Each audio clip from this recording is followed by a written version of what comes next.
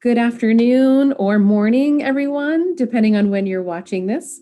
My name is Susan Ward. I'm with the Bureau of Student Wellness through the New Hampshire Department of Education. I'm with my colleagues, Catherine Lesswing and Molly White. And today we are going to be talking about MTSS-B exploration.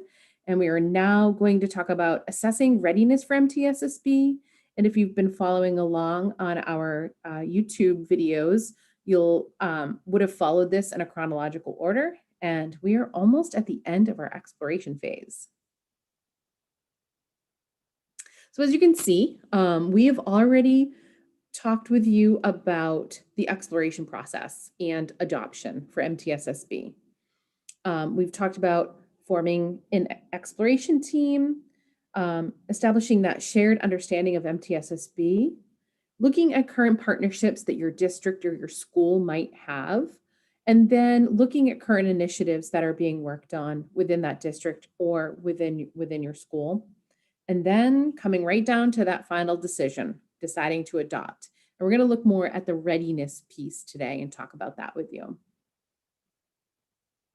So this is just a little bit of a sequence. So obviously on the left-hand side, you'll see what we just talked about, that exploration and adoption phase.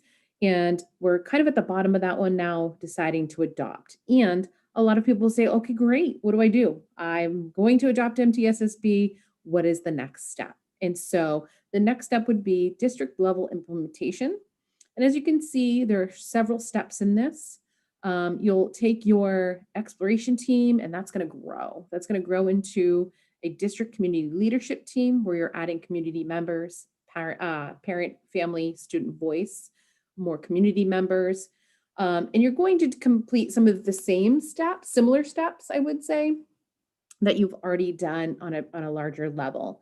And really starting to look at data, making some plans, and then implementing that MTSS-B.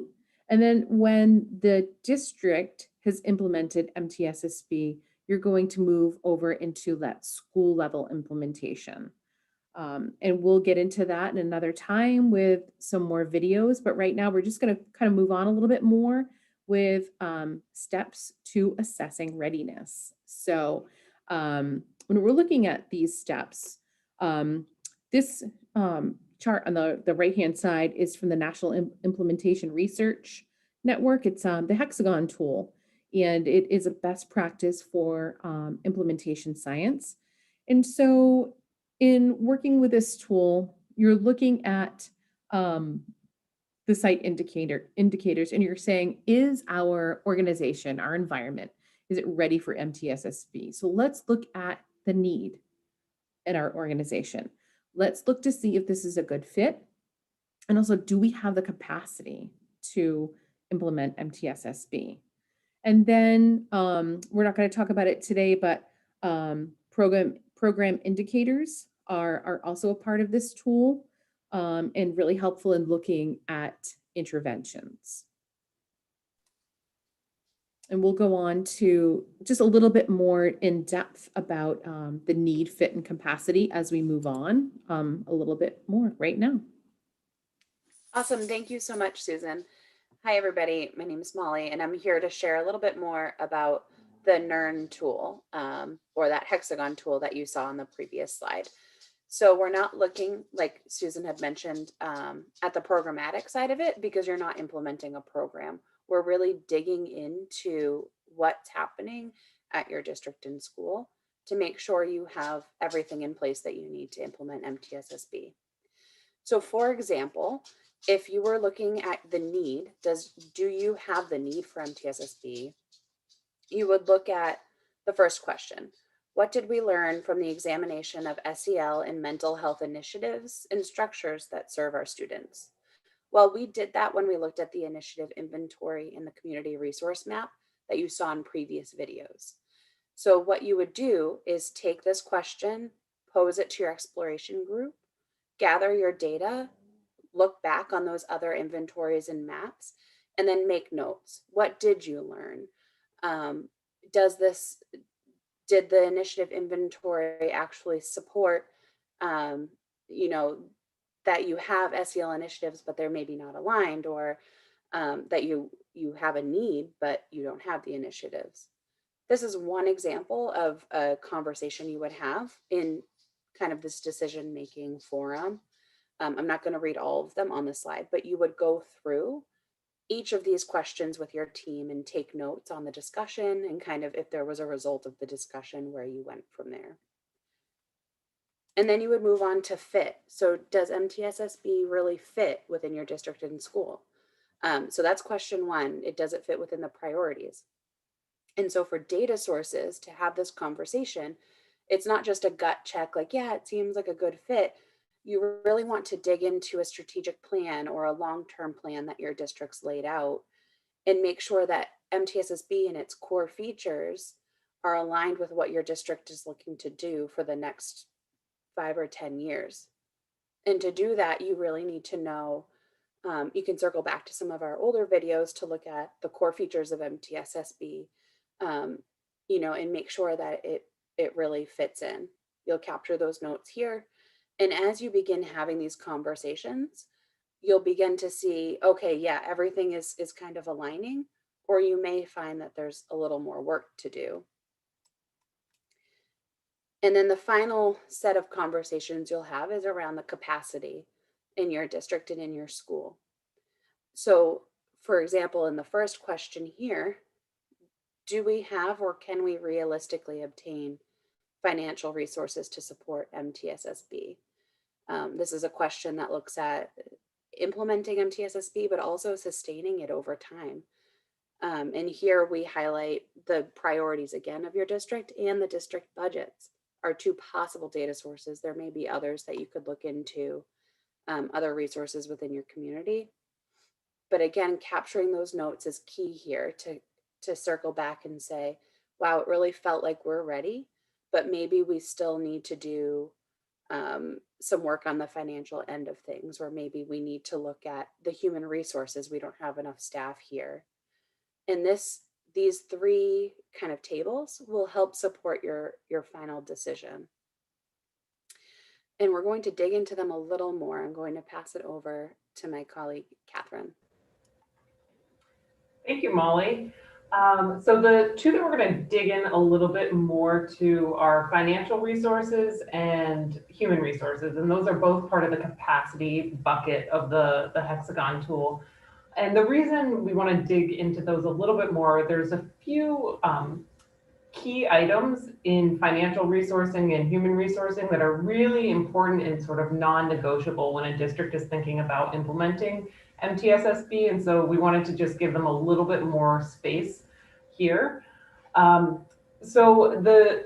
at the financial resources required for MTSS-B, a district that is really prioritizing fully MTSS-B work will allocate financial resources for internal and external MTSS-B and mental health coaching, professional development, additional human resources such as stipends for team participation, and other implementation tasks, data systems and collection, curricula, and other materials. And so this is something to really consider. MTSS-B as a program or as a model does not really cost much, but there are components of it that will need to be financed. So thinking about it, where do we find those funds is always, the bottom line. And there are a few ways that a district could be creative in thinking about how to fund, particularly internal coaching capacity. That tends to be a larger line item. Some ways we've seen districts do it in the past is using title funding creatively, particularly Title 4A. Our office is known to offer different funding opportunities through federal grants and sometimes state grant funding opportunities. And also just thinking strategically about district reorganization. Lots of times when a district begins to implement MTSS-B, they realize that they're able to free up human resources in other areas that could then be reallocated to maybe an internal coaching position. An example of this is if you've got great tier 1 universal supports at a school, you may find a few years down the road that you don't need as many behavioral specialists at a single school. And that those funds could be rededicated to an internal coaching position. So those are just a couple of ways. It's not an exhaustive list, but something to think about. And the second piece of the sort of non-negotiables of MTSS-B capacity or capacity needed for MTSS-B are the human resources piece. So I spoke a little bit about this on the previous slide, but really a key component of good gold standard MTSS-B implementation is having an in-district coach or program manager who can work with an external coach or external experts to guide the implementation of MTSS-B at the district and school levels. We all know that school staff and district staff are really busy and really taxed. And unless there's a person who's got dedicated time in their schedule to help move MTSS-B implementation forward, we find that efforts start to sort of wane over time. And so that's a really key component. Also having the capacity to assemble a district community leadership team to oversee district implementation. Once an internal coach is identified, they will really do a lot of the legwork to assemble this district community leadership team. And as Susan mentioned, it's often an extension of the exploration team, but making sure that there's the capacity for folks to assemble, usually monthly, to oversee the district level implementation. Also having the capacity to do the same at the school level for tiered interventions and tiered teaming. Staff recruitment and selection procedures might shift, including job descriptions. So you may find that you are prioritizing the language of MTSS-B in your job descriptions and prioritizing MTSS-B functions for dedicated staff. And this is all really great and will only help to strengthen your MTSS-B implementation, but we felt that calling out the human resource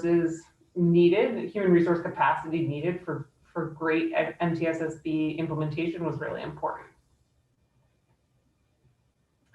So that really wraps up us walking you through your exploration team's assessment of readiness for MTSS-B. We will have one more video that will cover deciding to adopt coming up, and it will really put a nice bow on the whole process, talk about having a letter of commitment from district leadership and what to do next as you're moving forward into district level implementation if your district decides to adopt.